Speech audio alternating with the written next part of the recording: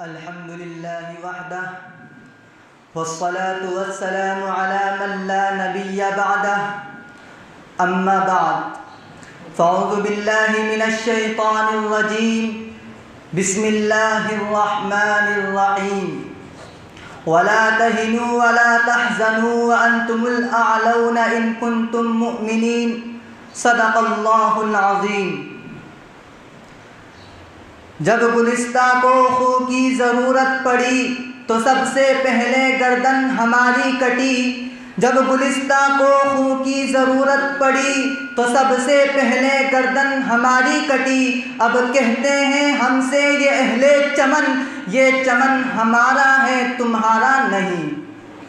میرے موقر اساتذہ اکرام اور دینی برادران، 15 اگست کو پورے ملک ہندوستان کے اندر یوم آزادی کے طور پر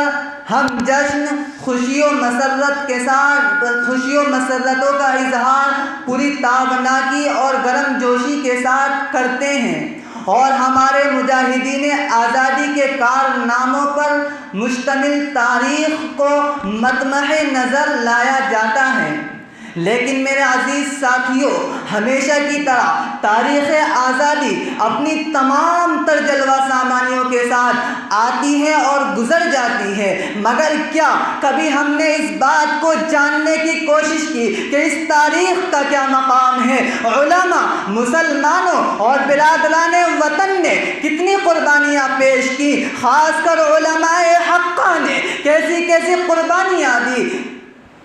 یاد رکھیے گا، جو قوم اپنے اسلاف و اکابرین کی تاریخ کو پس پشت ڈال دیتی ہے، فراموش کر دیتی ہے، وہ قوم ہلاک و برباد ہو کر رہ جاتی ہے، نکمی اور ناکارہ ہو کر رہ جاتی ہے۔ افسوس، صد افسوس، ہم اپنے اکابرین و اسلاف کی تاریخ کو پس پشت ڈال دیتے ہیں۔ ہم اکابرین کی تاریخ سے نابلد اور ناآشنا ہوتے جا رہے ہیں، اور اگر ہم جانتے ہیں تو صرف چند ناموں کو۔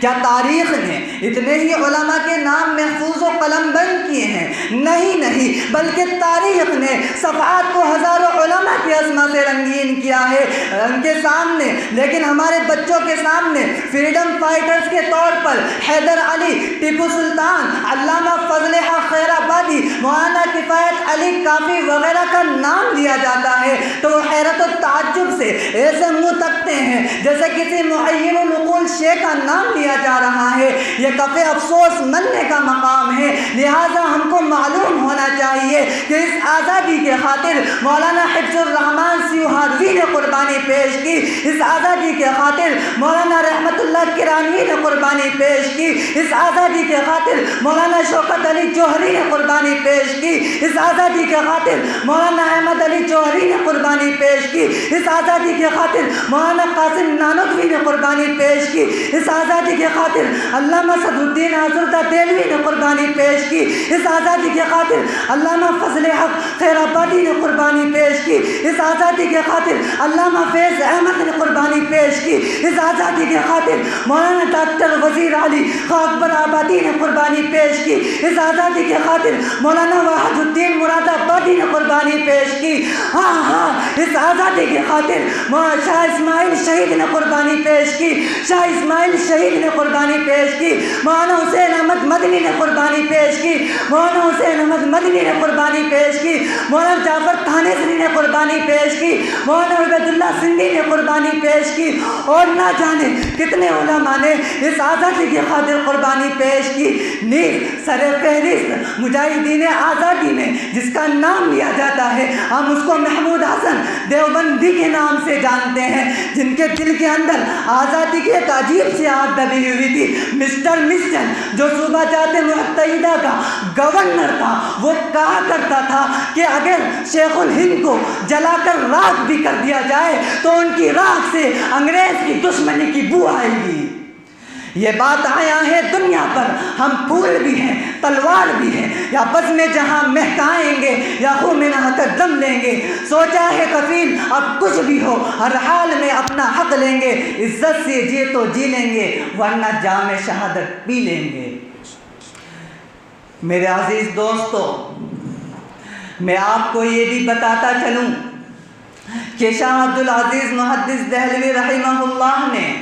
جہاد کے فرض ہو جانے کا فتویٰ کیوں اور کب دیا، تو لیجئے سماعت کیجئے۔ 1799 میں جب ٹیپو سلطان انگریز گیدڑوں کو لوہے کے چنے چبوانے کے آخری دہانے پر تھے کہ اچانک اپنوں کی غداری کی وجہ سے سرنگا پٹنم میں شہید کر دیے گئے، اس وقت انگریز نے ان کی لاش پر کھڑے ہو کر یہ اعلان کیا تھا کہ ہندوستان ہمارا ہے۔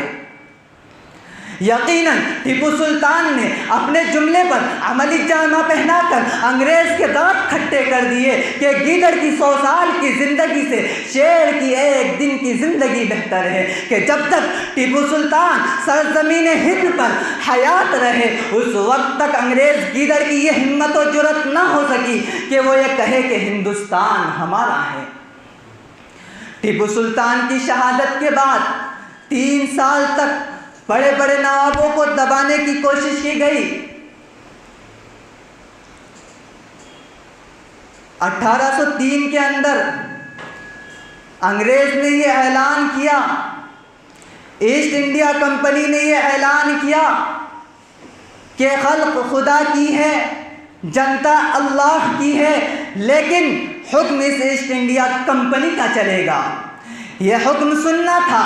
کہ علماء کے اندر ہلچل مچ گئی کہ ادھر قرآن کریم کہتا ہے ان الحکم الا للہ، کہ حکم صرف اللہ کا ہے، اگر چلے گا حکم تو صرف اللہ کا چلے گا، اللہ کے علاوہ کسی کا حکم نہیں چلے گا۔ ادھر انگریز کہتا ہے کہ حکم ہمارا چلے گا، دونوں میں تضاد ہے۔ لہذا شاہ عبدالعزیز مرد مجاہد مرد قلندر کھڑا ہوتا ہے اور کہتا ہے کہ یہ ملک اور مسلمان غلام ہو چکے ہیں، لہذا ہم پر جہاد فرض ہو چکا ہے۔ یہ فتویٰ دینا تھا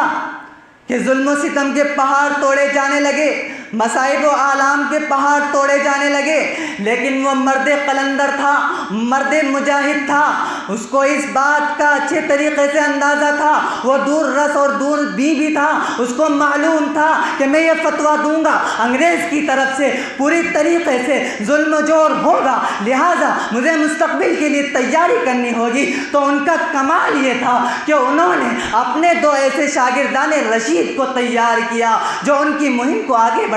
لہذا سید احمد رائے بریلوی اور شاہ اسماعیل شہید کو جہاد آزادی وطن کے لیے تیار کیا۔ شاہ صاحب کے انتقال کے بعد ان دونوں شاگردان رشید نے ان کی محنت کو جاری و ساری رکھا، اور پھر 1831 کے اندر بالا کوٹ کی پہاڑی پر جہاد کا میدان گرم ہوا، جس کے اندر ہندو مسلم دونوں شریک تھے، اور اسی جہاد کے اندر دونوں شاگردان رشید شہید کر دیے جاتے ہیں۔ لیکن یہ سلسلہ رکتا نہیں ہے، 1845 تک اسی طرح مارتے اور مرتے رہے اور آزادی کی یہ جد و جہد چلتی رہی۔ بالآخر 1857 کا میدان بہادر شاہ ظفر کی قیادت میں گرم ہوا، لیکن بدقسمتی سے ہندوستانیوں کو ناکامی کا سامنا کرنا پڑا، جس کے بعد انگریز نے ظلم و ستم کی جو داستان شروع کی وہ چنگیز خاں اور ہلاکو خاں کے کارناموں سے بڑھ جاتی ہے۔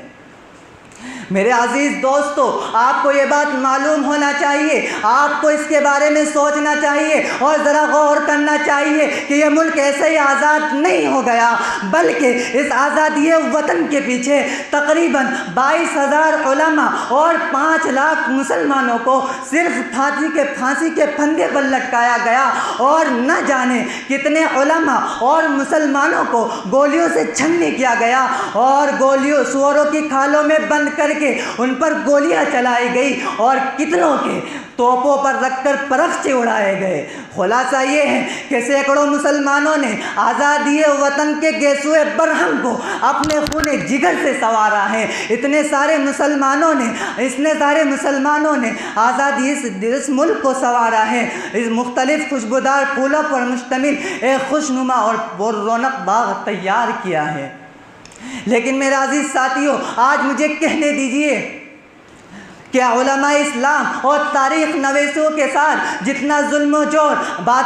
تاریخ نویسوں نے کیا ہے اتنا ہی ظلم ہم نے بھی کیا ہے۔ باطل تو کسی طرح ہمارا نام و نشان مٹانے کے در پہ ہے ہی، اس پر ہماری بے حسی سونے پر سہاگا۔ یہ بات مسلم الثبوت اور ناقابل تردید حقیقت ہے کہ ہندوستان کی آزادی علماء کے دم قدم سے متصور ہے۔ یہ آزادی علماء حق کے سرفروشانہ اور مجاہدانہ کردار کا ثمرہ ہے۔ یعنی یہ آزادی، یہ ہند شجر آزادی، اور یہ شجر آزادی کی آب پاشی انہی کے لہو سے اس شجر آزادی کو آب یاری اور آب پاشی ہوئی ہے۔